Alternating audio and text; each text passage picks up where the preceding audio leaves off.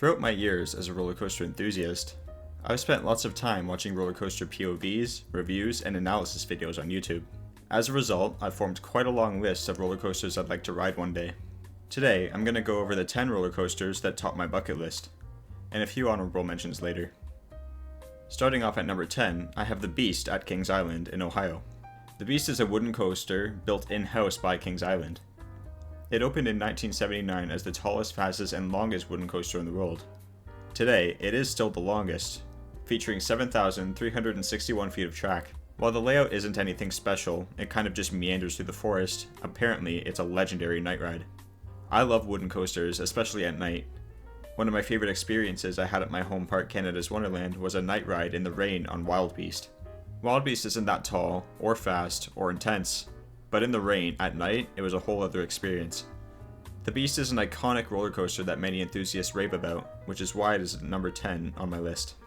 Coming in at number 9 is Intimidator 305, or rather, Project 305, or Pantherian? Whatever you want to call this thing, it's amazing. It's an intense, intimate giga coaster, and it's widely considered to be the most intense roller coaster ever built. The first turn looks absolutely devastating. The roller coasters at my home park, Canada's Wonderland, like Leviathan, are more graceful and they kind of simulate the experience of flying.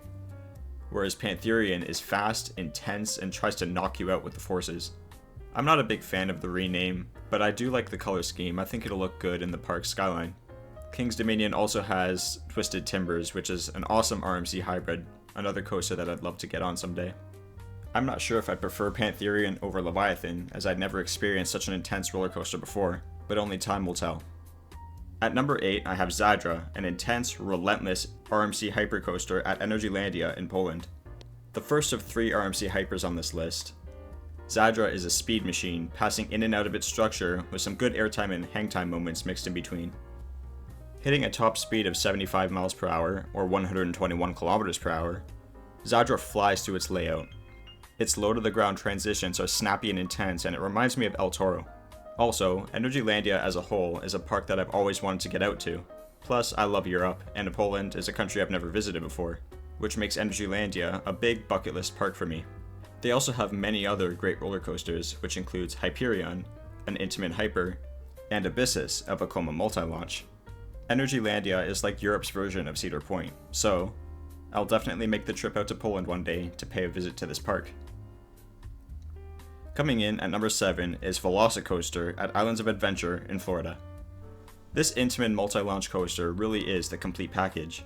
It has 2 great launches, an awesome layout, great airtime, and what is considered by many to be the best inversion in the world, the Mosasaurus roll over the water.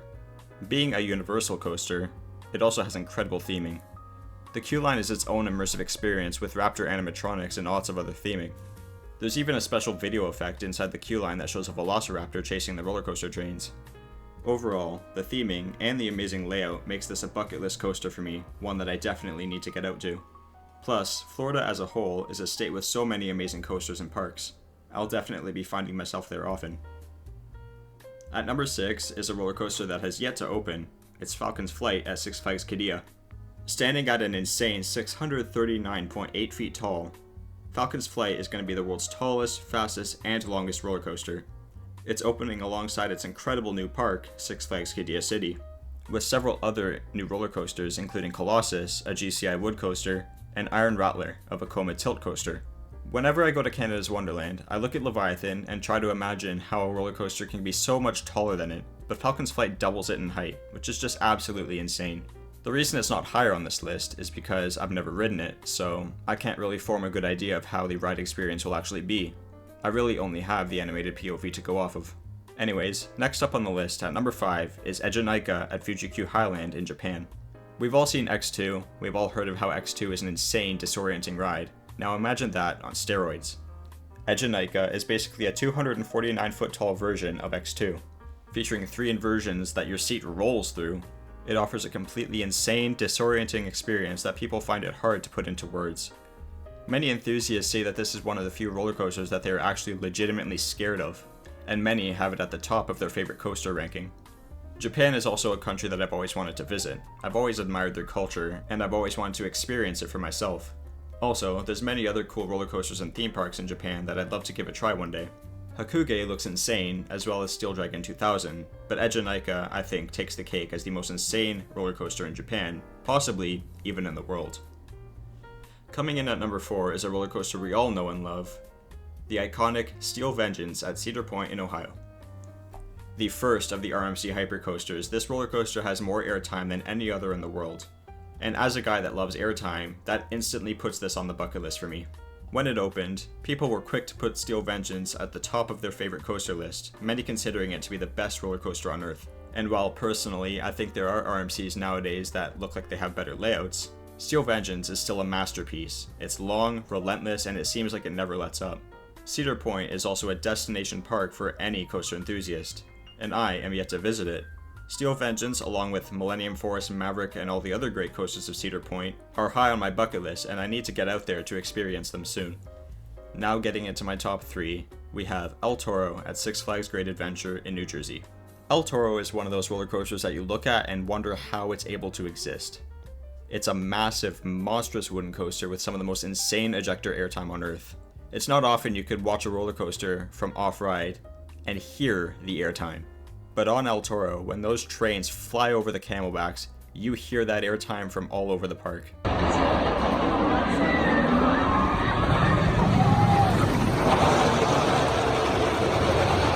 It also looks to have one of the most devastating drops of any roller coaster. People talk about how they ride El Toro in the back, and they feel like they're gonna fly out of the train, legitimately, when they go over the first drop. Like Eejanaika, I heard a lot of enthusiasts say that El Toro is one of those roller coasters that actually still freaks them out. And honestly, watching the POV, especially in the back, I see it. As a guy who loves airtime, this is a coaster I definitely need to get out to ride one day. Coming in at number 2 is a roller coaster that I have wanted to ride for almost a decade now, ever since it was built. And that is Fury 325 at Carowinds in North and South Carolina. Yup, North and South. This coaster passes between the two states. Fury 325 is the magnum opus of B&M Giga coasters. This is B&M at its absolute best.